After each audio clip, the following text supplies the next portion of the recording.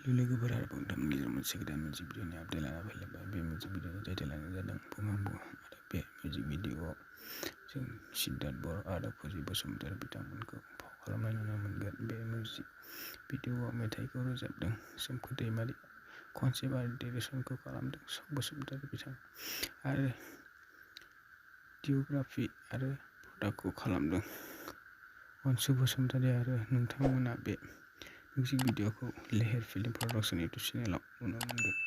बावैसो सिगां बिथांमोना टिजारखौ रिलिज खालामनानै होबाय। बिथां सोमखोर दैमारिनि गारांखौ जोबोर मिलौदो खोनादों आरो नोंथांमोना बयबो मिथिखायो बिथां सोमखोर दैमारिनि मेथाइ माथोआ मा लेभेलनि जायो। बेनिखायनो नोंथांमोना बे मिउजिक भिडिअनि फुल आपडेटखौ नायनो थाखाय नेनानै थादो आरो टिजारखौ नायनानै लाग्रोबानो जाबाय।